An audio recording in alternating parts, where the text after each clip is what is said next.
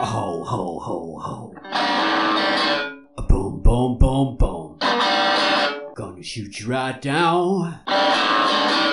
Right off of your feet.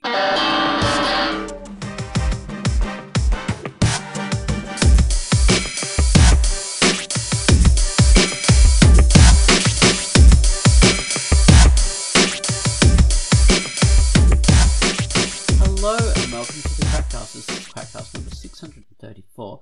I'm Ozone Ocean, and with me is Tanserine and Baines. Hello. Hello. Hello. Hello. So today we're talking about the myth of the boomer. The boomer. The myth of the boom. I love that. Oh no. Booms. Yeah, this is the thing. Like, it's funny because we already talked about this in our little video cast, and we did, a special patron thing, and then we devolved into talking about all generations and Generation X and generational differences. But so this is just about the myth of the boomer, which is a topic I hinted at last week, I think, for various reasons. And I thought it would be an interesting thing because, okay, we always defend the younger generations. Like, it's very traditional to kind of attack the younger generations all the time. We go, oh, they're lazy, whatever, they're good for nothings, they're ruining the world, they're crazy, they're responsible. But it's also just as popular to defend them and say, oh no, it's not them. They're not really ruining the world. People have been saying this since Plato's time or whatever.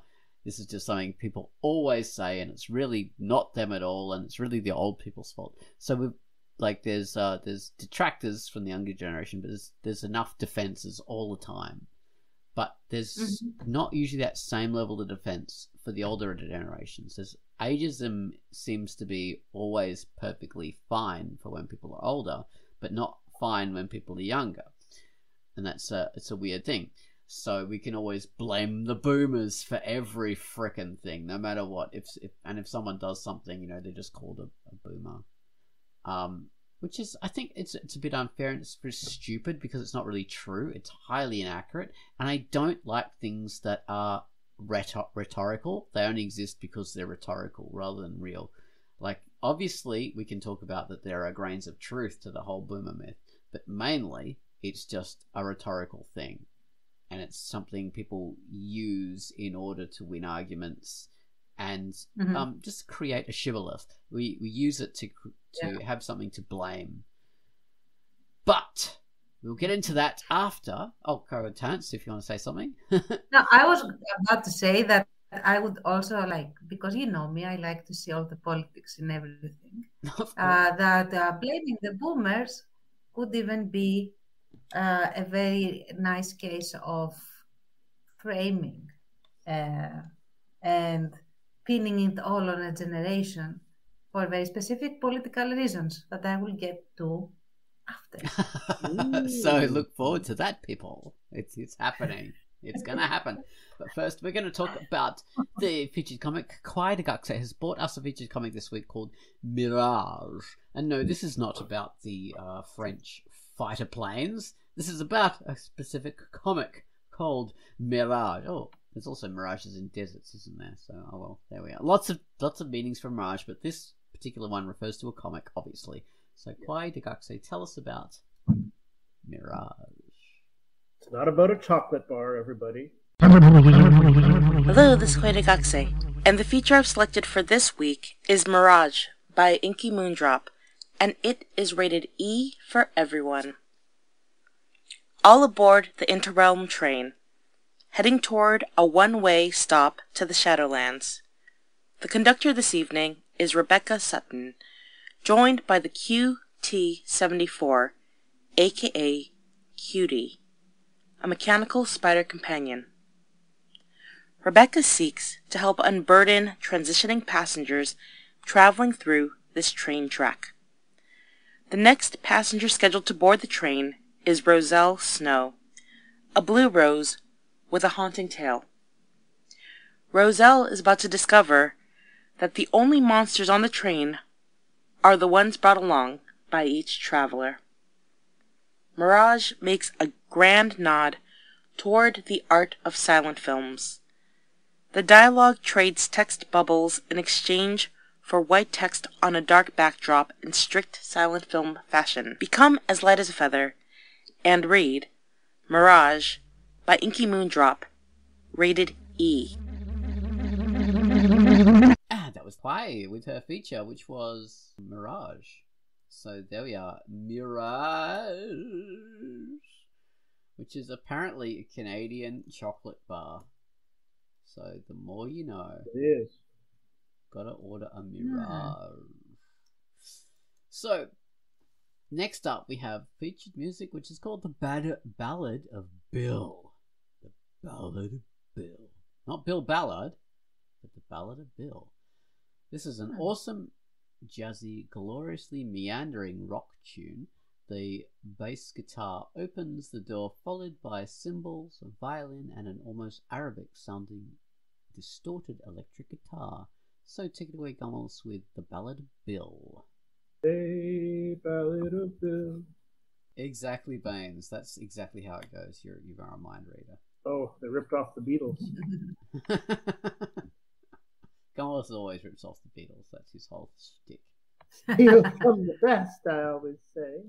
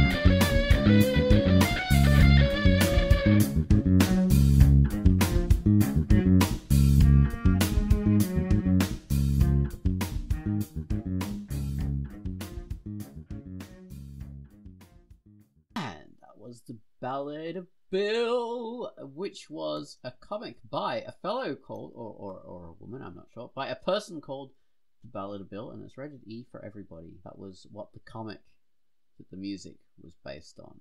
Thank you for that, Gun Wallace. Alright, so into this generational stuff, but mainly the boomer myth. The boomer myth! So I think let's approach it in the beginning. So what is the myth of the boomer? So the myth of the boomer is that they are an old bunch of plutocrats, okay? And they control everything. Everything. They're like the Illuminati. They own everything. They control it. They're in all positions of political power. They're ultra conservative. They're reactionary. They're racist. They hate poor people. They hate progressive people. They're transphobic. They're homophobic. All the bad attitudes in the world. They are phobic in general. Oh, yeah. But only against good things. They're not phobic against bad things. Like evil spiders and like snakes and stuff. They probably love them unless they were gay snakes or trans spiders. Then they'd hate them. So that's how it works. So these are the boomer myths. That they own everything and they're keeping us down. They bought up all the houses. They enjoyed the fruits of a booming economy, and then they kind of fight to stop those same opportunities. From they all had free. They squandered. They didn't just enjoy. They squandered. Yes. They take the economy. Lived beyond their means, and pushed off the debt to their babies and their grandbabies, like a-holes. They all bought their houses when they were super cheap, like 50 cents. So they bought up all the houses. and it was so cheap for them. They all went to university for free, so they all got like masters and doctorate degrees. Yeah, they didn't even have to go to university if they didn't want to. They didn't have to pay for it at all. Yeah. Everything was cheaper for them back then because it was special for them. And and their parents was so fantastic that they had fought in the World War II. And they were the heroes. They were the children of heroes, and they were soft. And they greatest generation. Good times. Yeah, the greatest generation. And they all took drugs in the 1980s, but not chill out drugs. They took they took cocaine. They're all cocaine addicts.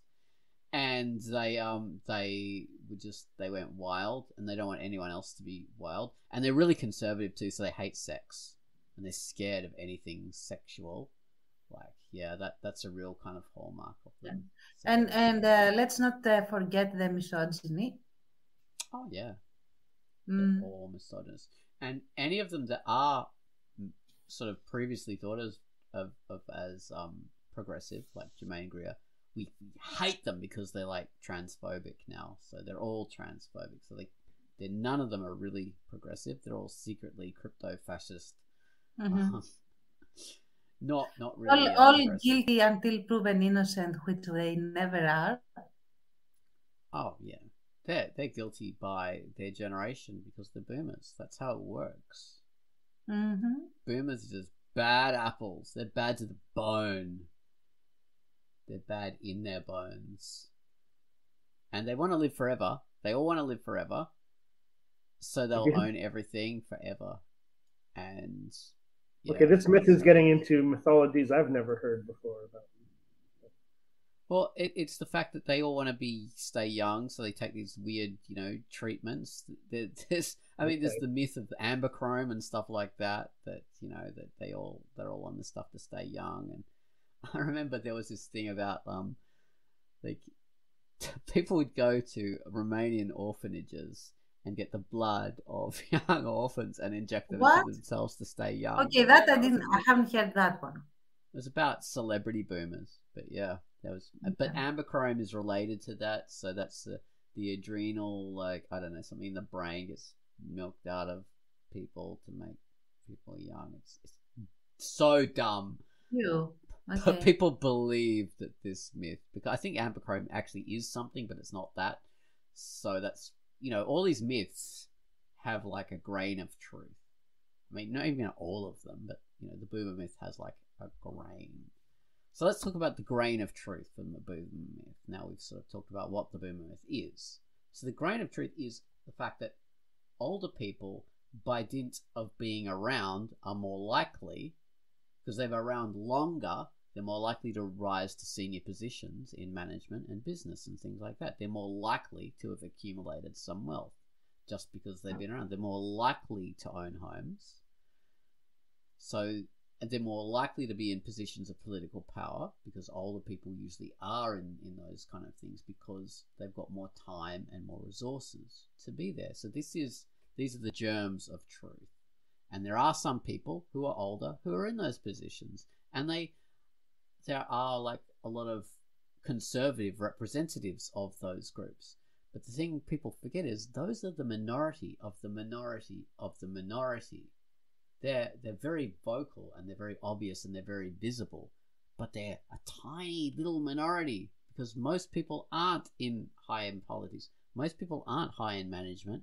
So all the rest of you boomers are just in the community somewhere doing their stuff, but they don't all own their homes. Like there are so many older people I know who are poor and living hand to mouth and stuff like this, and that makes up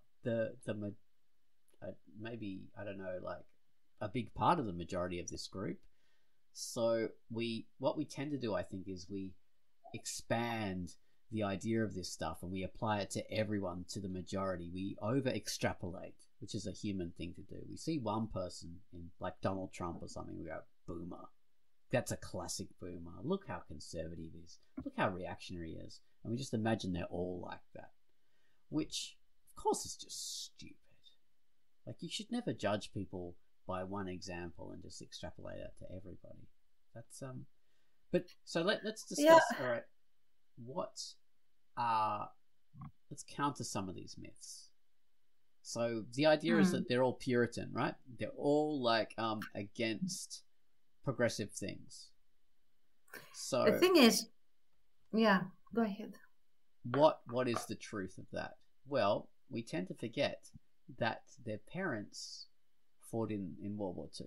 Okay, so their parents are widely known to be like very maladjusted people because they had this experience formatively in their lives, which messed them up, which made them terrible parents in a lot of ways. This so-called greatest generation were terrible alcohol abusers and really known for that. I mean, that's not a generalization to say that there was a lot of alcohol abuse from that generation, and that really came down to their kids, and there was a lot of child abuse from that. And so these boomers, these baby boomers, suffered, many of them, from parents who had gone through terrible things, and that didn't create always a good environment for them. But they still, came out very good aside from that. But that made their parents more conservative from what their parents had been through. So these younger people turned out to be a lot more progressive than their parents, and a lot more progressive than a lot of people today. I mean, they created a lot of progressive movements that are still around. There would not be gay liberation if it wasn't for that generation. They brought that about, and that's incredible. The millennials didn't bring, Generation X didn't bring that about. That was the baby boomers that brought out gay liberation, and they ended a lot of stuff. Horrible racism, segregation and stuff like that, was the baby boomers. They didn't create segregation. They were instrumental in ending that. The people that were really supporting that were this so-called greatest generation. Yeah, absolutely. They loved that. Yeah. But the baby boomers were a big... So, like, segregation was a thing in America. There was also segregation to a degree in places like Australia. Definitely in South Africa. So these are English-speaking countries that had, like, specific colonial legacies. But similar things happen in all sorts of countries. I mean, in Greece, you had different issues in politics there, didn't you? Like with the communists and beaters and all sorts of things. First off, we had staggeringly shocking post-war persecutions, like pogrom level persecutions, that were completely and absolutely based on your political alignment, to the point, and this is a very cultural thing, that you would encounter only among the Greeks, and very, very powerfully in the boomer generation of Greeks, that there were some taboo things that were considered very suspicious and very socially inappropriate to do. And that was ask someone what newspaper they read. Ask someone what they vote for, or what their political alignment is. And asking someone, for example, if they celebrate certain anniversaries or if they don't celebrate certain anniversaries. And all of that stemmed from the fact that if you did talk about these things and you said the quote-unquote wrong things, you ended up in exile or in the ground. So, and that was a generational trauma that this generation carried. And despite that trauma, they made a lot of huge social revolutions in Greece, demanding certain things, opposing things that in our current age I'm very doubtful if people would find the courage to do, because I have seen, like, seeing people of my cohort deal with authority, I have been very disappointed. Anyway, that's a different story. The thing is that we forget that these people created whole movements against very, very strict and egregious crackdowns from the top down. And that took a a lot more progressive thinking and determination than we have now. And I feel that it is not recognized for the simple reason that a lot of that history is simply not taught. Yeah, it's we only get this weird kind of black and white view of things, very simplified, and it's the typical kind of thing. You know, the older generation are always characterized as conservative, and you know, obviously, when you get older, you want to keep your stuff that you've accumulated. So people have a bit of a conservative, tendency, I would say. Which doesn't mean, when I say conservative tendency, it doesn't mean like all your politics suddenly can turn conservative. You just have like a bit of a tendency to keep what you've got and to be angry about newer things, which is fine. Yeah, you know, that's fine. Sometimes it might be warranted, in the sense that if you have an older person that is used, for example, to have, let's say, a certain level of privacy, they may not like social media simply because that privacy just doesn't exist once you get into the whole environment of social media and how people document everything and stuff. So an older person that likes to be very personal and private and not have the whole world know how they, for example, sit down and read their newspaper. And I'm going back to this taboo that we have over here. And you get, for example, and you get the grandson starting to document, here grandfather, reading his stuff, and the grandfather just tosses the newspaper at him and says, get out of here. And that will be classed like, the boomer that is unreasonable and stuff. But all of this stems from a very specific thing that he went through and the grandson didn't. And people are just not taught to communicate enough to understand why people react the way they do, so that you can coax them into different behaviors if necessary, or just leave it the hell alone. I mean, he doesn't want to be documented. Leave him alone. That sort of thing. One of the points I was also trying to make was that you do develop these conservative tendencies, but that does not automatically mean that everything you do is conservative. Mm-hmm. That does not mean like you can now like say, they're a bit conservative about that, so now they must hate gay people, and they must all hate trans, and they must all hate environmentalism and hippies, because that was the generation that created hippies, for God's sake. Yeah. They created the environmental movement. Before them, that didn't exist. Yeah. For example, if you read, we think that vegetarianism and veganism is like something super new. This is like the millennials that did it, or whoever comes after the millennials. No, for one of the biggest Bibles of vegan, and I think just vegan cuisine, and the reason and awareness of environmental issues, and that we have to conserve the environment and stuff, is a 1960s book called A Diet for a Small Planet. Who knows about that now? Yeah. Never heard of it. It's well, that's another. I mean, there are people can say, there have always been vegans in various ways. Culturally, the Buddhists are, and I'm not talking about culturally vegan people or people I'm that just become. Saying that. Yeah, I'm just saying that to head off that idea. So this is like, this book is something that created the movement that influenced us. Mm-hmm. Now we're not talking about like firsts. We're talking about what actually has an influence on today. That's what I mean. So, but to further that, it was in 1970. I just checked, not 1960s, 1970. But it was just it led to this book that became the Bible for that kind of eating in an eco-friendly Sustainably. manner. Yeah, sustainably. Well, thank you. To further that, there's the idea of, oh, these older people, they can't understand New Ageism and spiritualism and, you know, and all our like crystals and all this kind of stuff and alternative. They Young made people are alternative.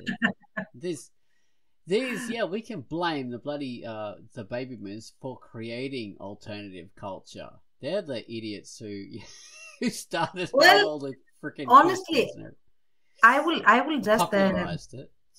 Yeah, they popularized it because the ones that created it were, I don't know how that generation would be called, but it's like the turn of the century generation with Blavatsky movement and all of Blavatsky, that. Yeah, Anton LaVey and all these. Yeah, all of those crackheads. So they developed this spiritualism, black magic kind of stuff. Yeah, but, that was like a fringe thing. But in the 1960s, that really became more mainstream. Yeah, absolutely. By the alternative, culture was something that really was popularized then. And the other thing that we have to consider is that generation is not a monolith, just like. Currently, our generation isn't a monolith in the sense that you have MAGA people, but that is not all they are. You have MAGA people that go up against the anti-MAGA people. But I hate the idea of like, oh yeah, they're MAGA, but there's a few cool old people who are against that. Yeah, this cool old person. Oh my God, let's celebrate this cool old person who's against racism. Like. As if they're the only frickin' ones. Yeah. They're not like, oh, the cool person. There's a whole bunch of them that are.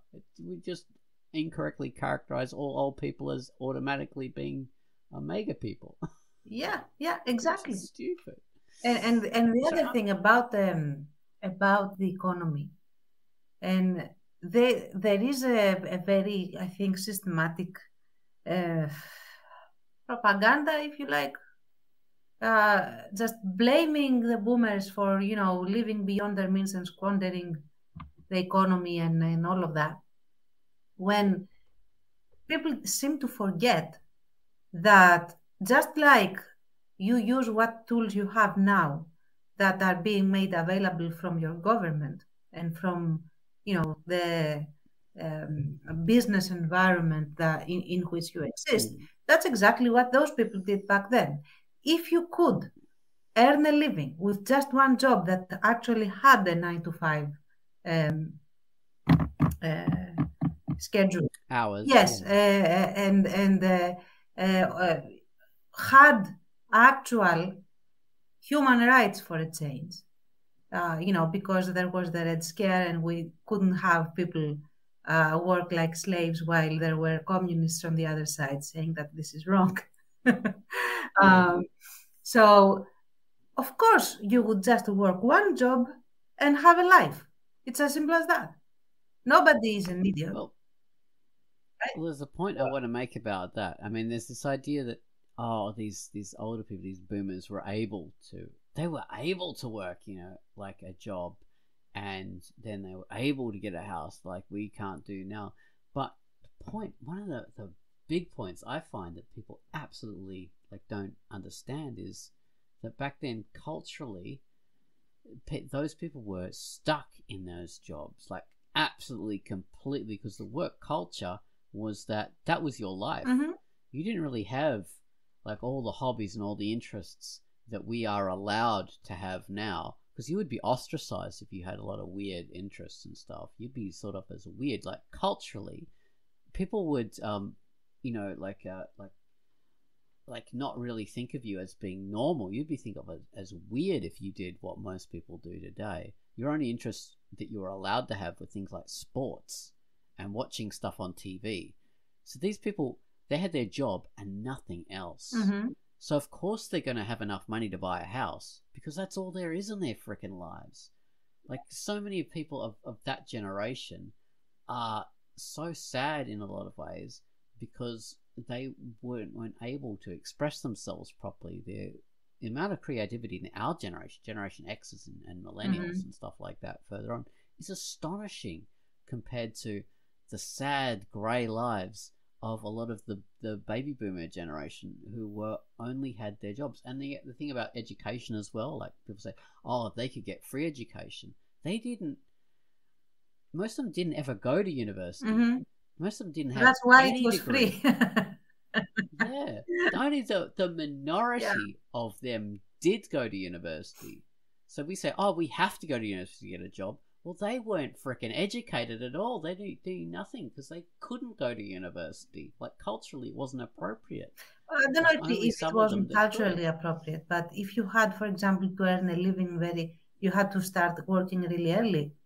There would be very few. Also, you might be thought of as being like, oh, hoity-toity, you're going to university now. Why aren't you getting a job properly? Yeah, that could also be a thing. It depends on the social class. And for example, and that's only, that only holds for America because, for example, in Greece, you paid for university, for public university, up until after the junta. So, and it was actually, and we have movies for this made. It was, people were thirsty for education. Culturally, for Greece, getting an education is like the prime target and motivation. Like, you have to be educated. You have to be. And the reason for that is that in Greece, culturally and historically, being educated was your only way to not be poor, basically. And that came from all the way the Ottoman occupation. Greeks were the ones that were educated, and they manned the Ottoman public sector, basically. And that's how they could survive despite being, quote-unquote, lesser people under the empire. Because, of course, we were not Turks, that sort of thing. So education in Greece, always a thing of admiration. And people wanted to be educated, thirsted for it. And it was so freaking expensive that a lot of them never could. Yeah, it was only for the elites. Exactly. And people that managed to get, to work and study were considered heroes, basically, for that generation. And that's another thing. You people that think of the boomer generation as a monolith think that what they have in mind within the American experience or what have you, Northwestern, whatever, is what held for everybody else. Yeah, boomers had it really tough. Yeah, boomers had it tough here in Greece, very tough. The way they were poorest, like very thing. poor. I keep on wanting to hand it over to Baines because both of us too, but I want to keep in mind that we had it tough. Yeah. So sorry, Baines, Canadian perspective on baby boomers. How are the baby boomers in Canada? Maybe they really are all baby boomers in Canada. They really are plutocrats and conservatives. We are, yes, and we're also constantly having babies. They blast out with a booming sound. So literally, baby boomers just boom, boom. The baby boom. I mean, the whole thing of the baby boom was there were an explosion of population, right? Is that different outside of North America? That's kind of where it came from. So they have a large population of boomers, and since high school, I've been hearing about all these people are going to retire. And there's a lot of them, and they're retiring earlier, and the workforce will be smaller. And now coming up behind my generation, our Gen X generation, is a new crop of people. And they're saying, oh, they all have crazy genders, and they're no. They want to teach your kids. They want to do a gender reassignment in schools, mandatory. Oh, damn it. Yeah, that'd be great. My God.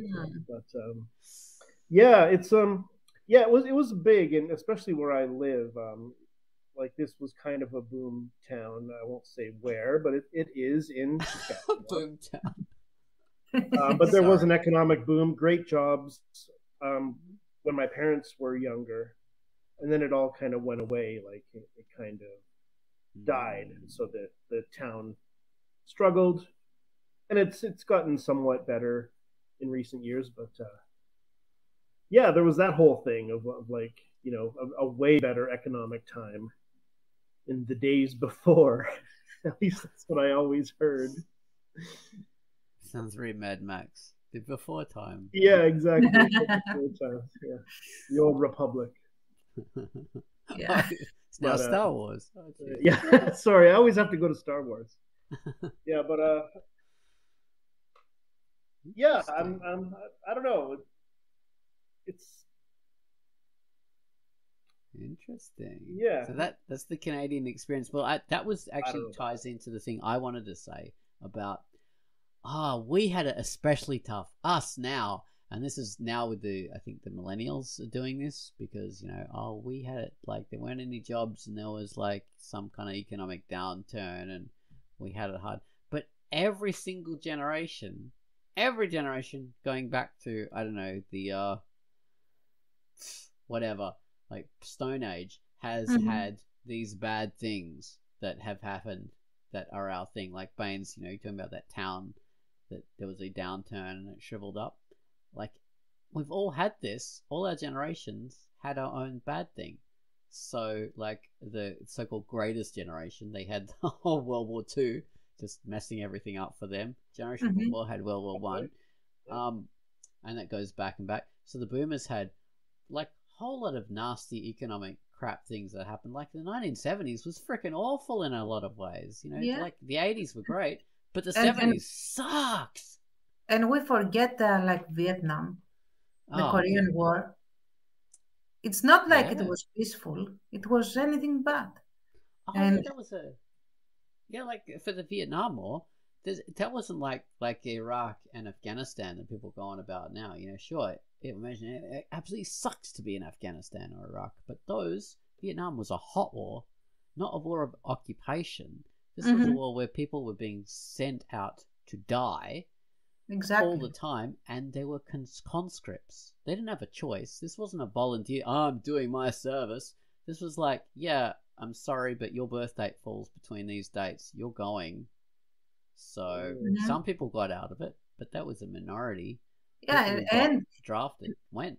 And not only that, getting out of it was, at least in the first stage of that war, very frowned upon. So the people that escaped to Canada to escape the conscription could not return. Yeah, like thought of as like runaways or whatever the term for that is, fugitives for like years afterwards. Stephen, that's a plot point in some movies, stuff like this. The fugitives in Canada from the Vietnam War. It's that happened. All over the world. Yeah, people going. And additionally, that war never had the glamour, such as it is, the glamour of World War II. You were not fighting against like the epitome of evil, that was Hitler. Like we're fighting against the empire.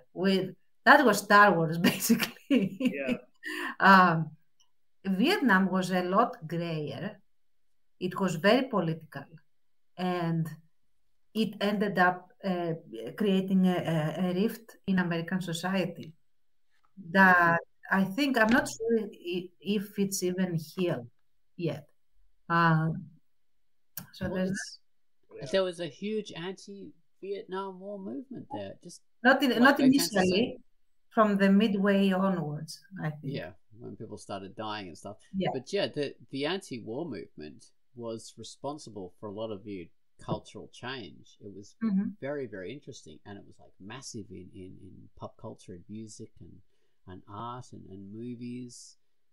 It was huge. And weirdly and sadly, I think that has now Vietnam is seen through the lens of Afghanistan and Iraq with this mythical idea of just wars. So people think of Afghanistan and Iraq as just wars, and they're not. They're frickin' invasions. They're wars of aggression. So and Vietnam was as well. It wasn't a just war against the communists. No, it was basically saying to a country that if your political regime is not what we like, we're invading you, and that is not a good look. And even if you don't like what they have chosen for themselves. Yeah. So. I'm not saying that the communist regime is good. Of course, they a lot of them were very bad, and they weren't good for the people. But it was their own choice. It was their own country to have. Yeah. And the war that that mainly America, but was started by the French and blah blah blah. Australia was involved as well. So the war that was brought to them didn't just fight the North Vietnamese, people. It fought everybody. Like normal Vietnamese got killed. So, and that's what happens in Afghanistan and Iraq as well. Normal people get killed. But so our whole idea that war is good, there is no good war. Is that's false, and we shouldn't look back at Vietnam from our current perspective of those wars and think, it was actually gung ho. No, there was a huge anti-war movement, and this whole Hanoi Jane was a big thing back then, because Jane Fonda was one of the protesters against the war. So she went to North Vietnam and she got photographed sitting in a she was sort of tricked to be photographed sitting on a anti-aircraft gun.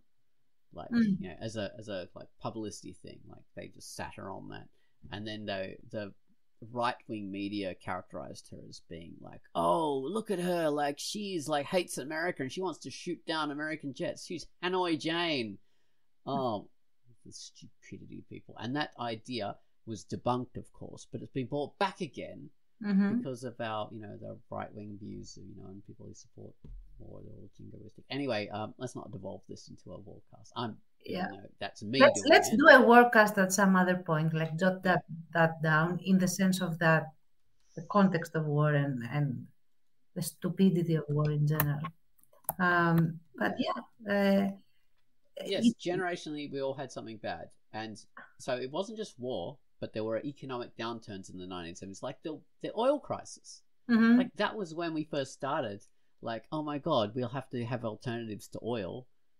Maybe there was initially some starting things about electric cars and all this, and the environmental gas and biofuels in the 1970s because the oil crisis.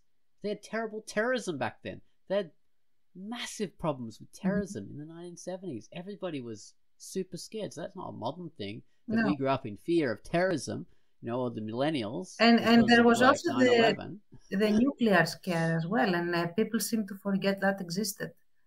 Oh, yeah, of course. Which held out to, I caught it, in the sense that I was born early enough to experience some of it. We absolutely felt that we could have been annihilated by some kind of nuclear winter or some sort of thing like that. Generation X, we were very much affected by that end of the nuclear stuff. Fortunately, we got out of it, but we grew up with it. Oh my God, Baines, you had that in Canada as well. Absolutely, yeah. Yeah, I don't know if it was as scary. We didn't have air raid drills or whatever. I don't know if you did either. But, no, that would died out by my time. Yeah, it was definitely the time of nuclear fear. I remember it very well. The talk of there's enough armament to destroy the world 35 times over or something. Yeah, and then after that, after that died down, we got the ozone layer. That's right. Do you remember that? Yeah. Yeah. Environmental. Started in the 80s, that did. But it wasn't Gen X fixing that. It wasn't Gen X that was, because they weren't old enough Gen X were only starting to get into the workplace then. You know, I was a little teenager. You know, I was in my, maybe I was 10 when that ozone layer stuff started. I remember yeah, myself doing a paper for school on the ozone layer, and I think it was like first or second grade of junior high school. So, yeah. Yeah, but that started in the 80s, you know, when we first discovered the fact that, oh my God, CFCs are destroying our ozone layer. They're breaking it down, chlorofluorocarbons, and they all had to replace. So the boomers didn't just bury their head in the sand and pretend, oh, it doesn't exist. It's going to be the grandparents' problem. There were massive programs to change the kind of gas that was used in refrigerators and propellants. Which, by the way, was very successful. So the boomers, if we want to, give credit where it's due, saw the problem, made solutions for the problem, and the problem is basically solved now. Yeah, it fixed itself. That's a huge thing. Like, of course, a lot of manufacturing in India and China is a lot less regulated, so these kind of problems are coming back again.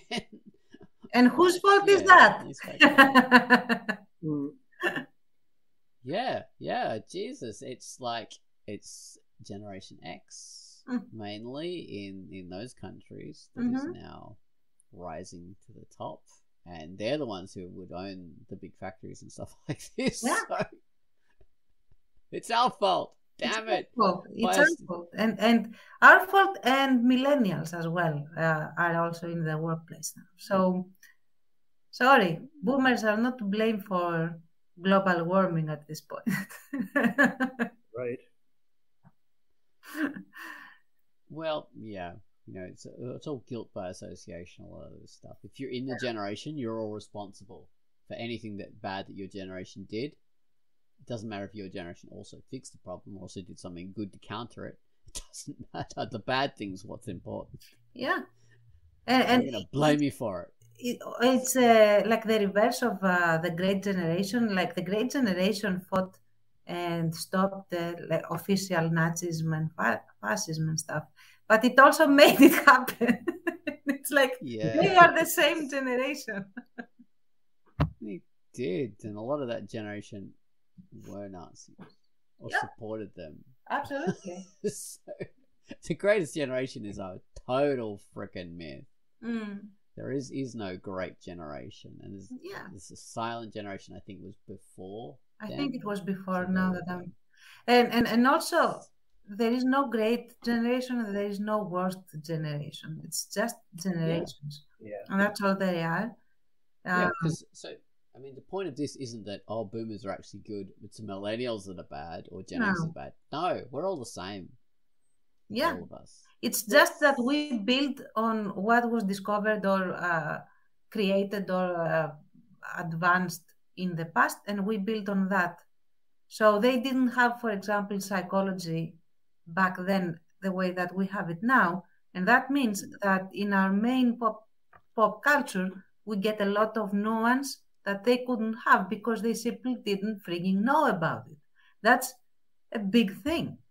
Or, for example, we now know a lot more things about how to save people. For example, first aid.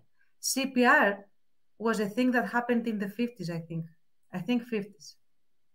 60s at the latest. Now everybody knows that you should know CPR and, be ready to save a life. Back then, they didn't know about it. So they left people to die. Yeah. They were not indifferent. Drowning. Yeah. Exactly. All that kind of stuff was. They did have various techniques, but they were. Yeah. What I'm saying is that we cannot compare the way that we react to things because we have more knowledge about these things now compared to how they were reacting before, because they had different knowledge back then and they acted based on that knowledge.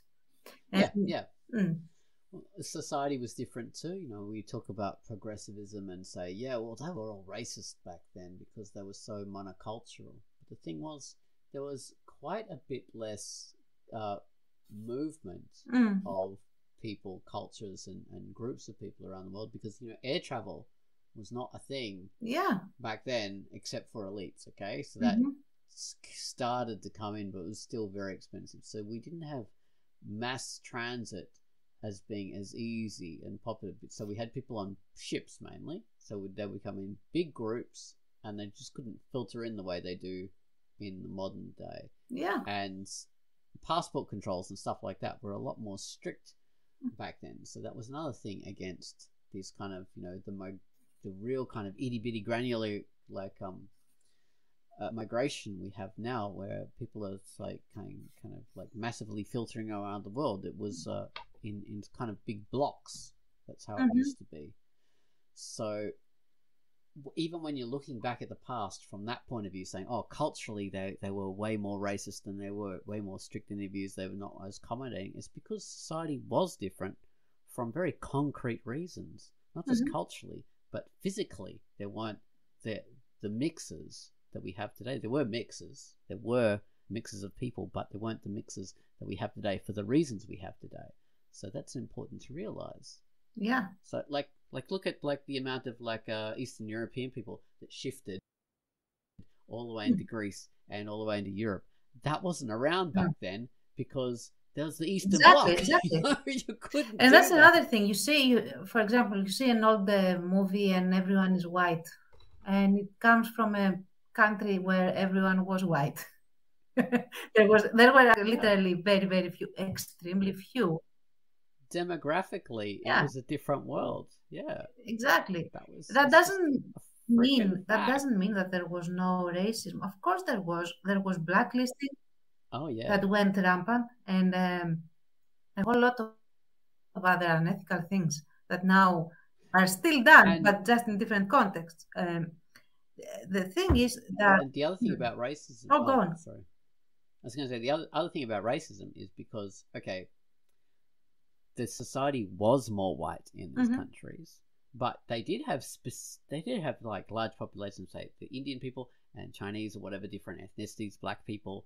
But because the majority was more of a majority, the media was more representative of the majority, and they were more likely to keep these groups out. So they were racist against them, but it was because that were more representational of that big, obvious white majority, so to speak. So it's not really just racism; it's more like the inertia of the system, because it's the main system making media to the main group, And the thing is that what people don't understand is that these generations are not fragmented. They are a spectrum that comes from the previous generation into this one, into the next one. And that means that when you come from a generation where racism was rampant, accepted and institutionalized, you are going to have to fight against institutions even when they are abolished. So, yeah, they were more racist because they were coming out of the peak of racism that was in the previous previous generations. And the thing that we are blind to with regards to this spectrum is that we always think that we are free from the racism of the previous generations, whereas that is not really true. The thing is that we do still engage into certain racist behaviors, for example, or other, pick your social vice, whatever it is. But we don't see it because it is still acceptable in society to be racist or segregationist or have differential treatment of whatever kind towards XYZ group or political stance or what have you. But because it is considered okay to do, you are blind to it or you dismiss it, even if it is brought before you. So what I'm saying is that if we want to be sincere, our generation is going to be castigated by the next one for being racist, for being classist, for being ageist, for being, whatever ist or phobe you want, in ways and contexts that we would never consider right now. Yeah, probably. That doesn't make us evil. Probably, yeah. Okay. Yeah, it's the fact that yes, it's hard to see if you don't know it's there because it's all encompassing. So it's part of your environment, so it's invisible to you. But yeah, it doesn't mean you're good. It doesn't mean you're bad. It just means you're probably likely to be a perpetrator of the same thing that you're claiming that you're not. Exactly. All you need to do is pick up a book on eugenics before Hitler picked it up and see how it is discussed. And that will give you an idea of how blind a generation can be to the problems arising from a concept that supposedly is for the good of the environment, of humanity, of the world. Yes. Yeah. Oh my God, that's a whole topic in itself. The idea of using science, the veneer of science, in order to forward cultural beliefs, which is always a problem because people say, science doesn't care. Science, this is science. Science supports my opinion, so this is a fact. And you think, oh my God, you're totally misusing this to the worst degree, and now you're like demonizing the very concept of science. Like the idea of like, oh, black people have smaller brains, so it means it's stupid. Oh my God, no, that's not a thing. Yeah. And you're using pretend science in order to phrenology support racism. That's evil. And it's not just that. It comes back. It's not just that. That belief comes back. Yeah, does it? Are you? If you like? Okay, yes. Science does not care about your feelings. Science is just science. But are you really willing to follow science? No. It's just supporting you right now, and when it stops supporting you, are going to be anti-science, and we are seeing that today. But we also saw it in previous generations. So, for example, the biggest example was that poor doctor that I always forget his name because it's impossible, that discovered scientifically that doctors had to wash their hands before delivering babies. Oh, yeah. And he was chased out of the medical community and put in a crazy asylum. So yeah, he incredible. Yeah, he was doing science. Science didn't care about the other doctors' feelings, but guess what happened? A lot more women had to die before it occurred to them that, okay, maybe we should start washing our freaking hands. So what I'm saying is, don't really feel confident in that you are following science at all times, is what I'm saying. Be a little more aware, because eventually there will come some scientific fact that you will not like, that will be forcing you to change your approach to politics, to society, to how you treat people, to what have you. Semmelweis, yes, thank you, Baines. Yes. Just looked it up. Wasn't he lawyering?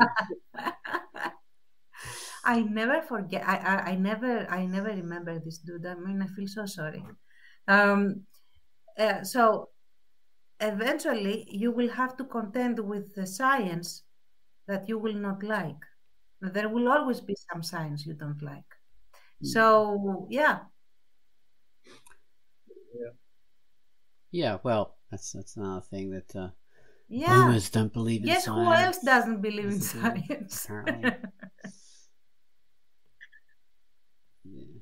Oh, goodness me. Yeah, we have a lot of... Oh, and then there's like the postmodern idea, because postmodernism got popular at the end of the 80s and into the 90s, and that idea was like, all old knowledge is just, it's very...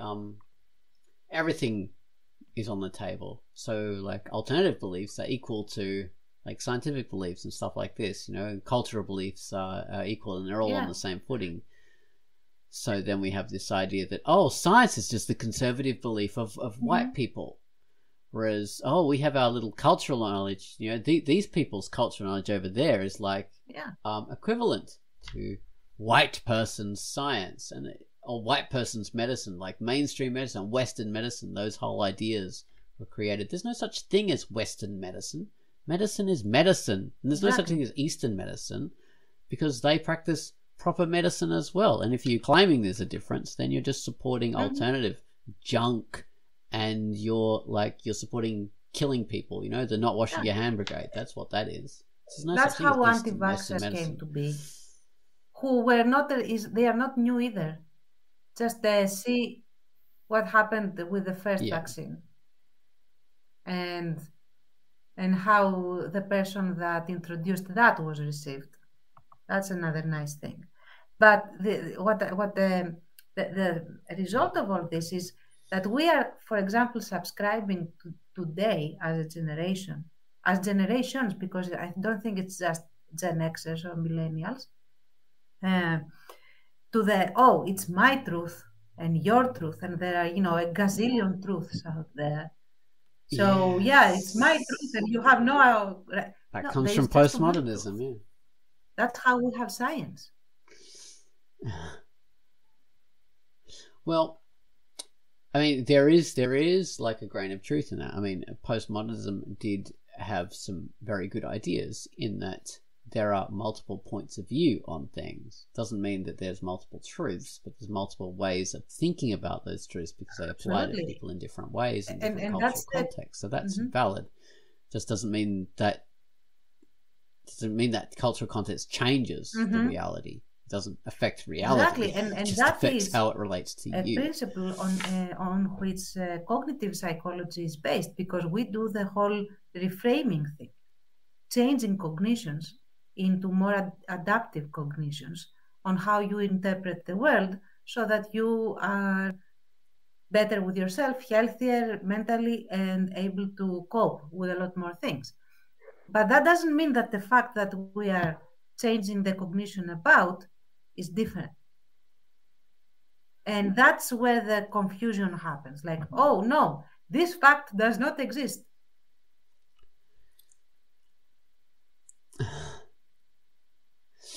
Yes. Well, yeah, it's just such a fascinating subject. I think this that we have unearthed from the idea of the boomer myth. And I'll just go back and say everything has a little grain of truth. So I'm not saying that there is no such thing as reactionary, plutocrat, transphobic, but there are also homophobic millennials boomers. and they do exist. And Gen Xers that are that. Yeah. Doesn't go with the generation. Yeah, very much so. Yeah, and of course that doesn't represent all of baby boomers. There are plenty of baby boomers who don't have jobs and didn't earn a lot of money and don't have like houses, don't have university degrees. That's incredibly common. So unfortunately, the world is a complicated place. It's not simple black and white the way we like to pretend it is. Tackle one myth at a time. We are the myth tacklers, not the busters. That's taken. Next week, Sasquatch.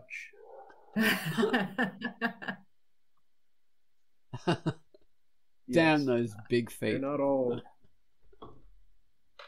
How many are there? Yeti? Sasquatch, Bigfoot, Yeti, the Yowie, the Bunyip. There are 2 Australian ones. I don't know if there are any more. Abominable Snowman. There's another one. I don't know. There could be more. Some Native American names. Pitface would. She would know all of them. It's true. Probably it. Yeah. What's that one that the horror one that steals people's skin or whatever? I don't remember. It's I think it starts with a K, but I could be wrong. Krampus? No, he's the Christmas one. The Christmas anti-Santa. Yeah. Well, that's a whole other tangent. Yeah. Let's get out of here. Yay! Yeah, we'll do a whole other tangent. Okay, I need to go to bed. Tuns needs to eat. Baines needs to continue his day in See you next week. Being a boomer. Moving on. Moving on. Okay. We need who's that? The person like the animals sing it, and also I think someone David Lee Hooker or something. Boom, boom, boom, boom. You know that one? That's jazz. Not it's blues, not jazz. Boom, gonna shoot you. Ah, well, whatever. Okay. That's going to be our theme song. I'll do I'll steal that, and I'll get a copyright strike against us. All right.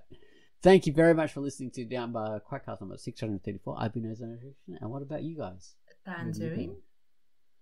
Baines. Yeah. Oh wow, that's so cool. Okay, Bye-bye. all right. Goodbye, people.